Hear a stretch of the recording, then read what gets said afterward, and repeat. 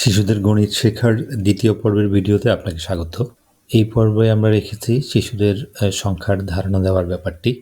শিশুর শেখার শুরুটা হোক সহজ এবং আনন্দদায়ক, সেই প্রত্যয়ে পাঠশালা প্রি স্কুল 0 থেকে 5 বছর শিশুর বিকাশ ও শিক্ষার উপর বিভিন্ন ধারাবাহিক ভিডিও পাবলিশ করে যাচ্ছে। তারই ধারাবাহিকতায় আজকের এই ভিডিও শিশুদের গণিত শেখার পর্ব 2, যেখানে আমরা আলোচনা করব শিশুদেরকে কিভাবে সংখ্যার ধারণা দেওয়া যায় সেই বিষয়টির উপর। চলুন তাহলে ভিডিওটি শুরু করা যাক। সংখ্যার ধারণার যে বিষয়বস্তুগুলো রয়েছে সেগুলো হচ্ছে আমরা 1 থেকে 9-এর ধারণা একটি শিশুকে আমরা প্রথমে দিব, তারপর আমরা 0-এর ধারণা শিশুদেরকে দিব, তারপরে 10 থেকে 20-এর ধারণা, তারপরে আমরা কম ও বেশির যে ধারণাটা রয়েছে সেটা শিশুকে আমরা দেওয়ার চেষ্টা করব। তাহলে এই ধারণাগুলো দেওয়ার মাধ্যমে শিশু কী দক্ষতাগুলো অর্জন করবে সেটা আমরা একটু প্রথমে জেনে নেই। আমরা 1 থেকে 9 যেই ধারণাটা শিশুকে দেব, এই কার্যক্রমের মাধ্যমে শিশু যে দক্ষতা অর্জন করবে সেটা হচ্ছে 1 থেকে 9 পর্যন্ত বাস্তব উপকরণ বা ছবি দেখে গণনা করতে পারবে। দ্বিতীয়ত হচ্ছে 1 থেকে 9 পর্যন্ত সংখ্যার প্রতীক চিনতে, বলতে ও লিখতে পারবে। এবং তৃতীয়ত 1 থেকে 9 পর্যন্ত যে কোনো সংখ্যক বাস্তব উপকরণ বা ছবির সঙ্গে তার সংখ্যার প্রতীক মেলাতে পারবে। দ্বিতীয় পর্যায়ের যে দক্ষতাটা অর্জন করবে সেটা হচ্ছে 0-এর উপরে যেসব কার্যক্রমগুলো আমরা করাবো শিশুদেরকে নিয়ে, সেটার মাধ্যমে বই, কাঠি, পাথর ইত্যাদি বাস্তব উপকরণ ব্যবহারের মাধ্যমে 0-এর সহজ ধারণা পাবে ও প্রতীক চিনতে ও বলতে পারবে। অর্থাৎ 0 যেই প্রতীক, অর্থাৎ আমরা যেটা লিখি সেটাও চিনতেও পারবে এবং দেখে সে বলতেও পারবে। 0-এর ধারণাটা নেওয়া এটা অত্যন্ত গুরুত্বপূর্ণ একটি বিষয় এবং এটা শেখাটাও ধারণাটা দেওয়াটাও অনেক গুরুত্বপূর্ণ, কারণ 0-এর ব্যবহার আমাদের বিভিন্ন সময় বিভিন্নভাবে হয়ে থাকে। তাই 0-এর ধারণাটা নিয়ে আমাদের এখানে যে কার্যক্রম সেটাকে আমরা আলাদাভাবে উল্লেখ করেছি। এরপর হচ্ছে 10 থেকে 20, এই কার্যক্রমের মাধ্যমে শিশু যে দক্ষতা অর্জন করবে তা হচ্ছে 10 থেকে 20 পর্যন্ত বাস্তব উপকরণ বা ছবি দেখে গণনা করতে পারবে এবং সংখ্যা প্রতীক চিনতে ও বলতে পারবে। এবং সর্বশেষ হচ্ছে 10 থেকে 20 পর্যন্ত যে কোনো সংখ্যা পড়তেও লিখতে পারবে।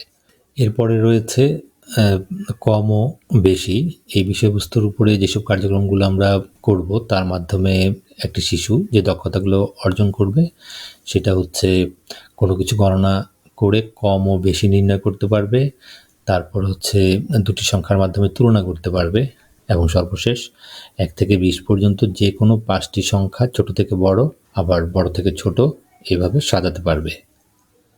তো এই কার্যক্রমগুলোর করানোর আমাদের মূল উদ্দেশ্যই হচ্ছে আসলে শিশুর বুদ্ধিবৃত্তি ও বিকাশ ঘটানো এবং বিভিন্ন কার্যক্রম যেসব আমরা করিয়েছি তার মাধ্যমে ধাপে ধাপে একটি শিশুকে 1 থেকে 20 পর্যন্ত সংখ্যার ধারণা লাভ করানো, পড়তে ও লিখতে শেখার যে দক্ষতা আছে সেটা অর্জন করানো।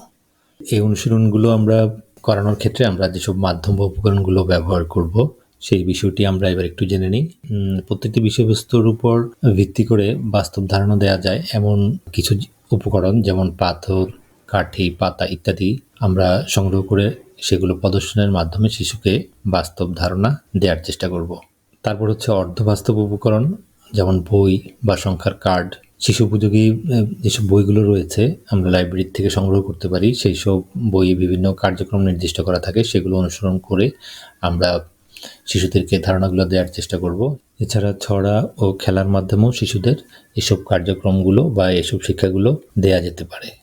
অবশ্যই আমরা 2 থেকে 3 বছর যেই বয়স রয়েছে শিশুর মেধা বা বুদ্ধির উপরে ভিত্তি করেই আমরা 2 থেকে 3 বছর বয়সে যে কোনো সময় আমরা এই কার্যক্রম শুরু করব এবং সর্বশেষ 5 বছরের পূর্বে আমরা চেষ্টা করব যে শিশুদেরকে এই দক্ষতাগুলো অর্জন করাতে।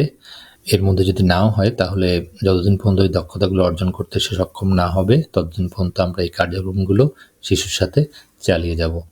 এবং পাশাপাশি প্রতিটি বিষয়বস্তু সঠিকভাবে ধারণা পেয়েছে কিনা তা নিশ্চিত করার জন্য আমাদের প্রত্যেকটা বিষয়বস্তুর উপরেই কিন্তু আলাদা আলাদা করে শিশুর শিখন মূল্যায়ন করতে হবে। আর মূল্যায়ন করার পর আমরা যদি দেখতে পাই যে আমাদের সেই বিষয়বস্তুগুলোর উপর শিশুর ধারণা নিশ্চিত হয়নি, তাহলে কিন্তু বারবার অনুসরণ করাতে হবে প্রত্যেকটি বিষয়, অথবা ওই বিষয়টির উপর শিশু দক্ষতা অর্জন করতে সক্ষম হয়নি। শিশুদের গণিত শেখার দ্বিতীয় পর্যায়ের ভিডিও দেখার জন্য আপনাদেরকে অনেক অনেক ধন্যবাদ। যারা 0 থেকে 5 বছর শিশুদের সাথে সম্পৃক্ত রয়েছেন, বিশেষ করে বাবা মা, কেয়ার গিভার, শিক্ষক অথবা বাড়ির অন্যান্য সদস্য, তাদের সকলকে আমি অনুরোধ করব আমাদের চ্যানেলটি সাবস্ক্রাইব করে আমাদের সাথে থাকুন। আশা করি উপকৃত হবেন। আর যদি ভিডিওটি ভালো লেগে থাকে তাহলে লাইক এবং শেয়ার করে অন্যদের দেখার সুযোগ করে দিবেন। আর যদি কোনো প্রশ্ন থাকে আমাদের কমেন্ট বক্সে প্রশ্ন করতে পারেন। দেখা হবে পরবর্তী ভিডিওতে। ততক্ষণ ভালো থাকুন। আল্লাহ হাফেজ।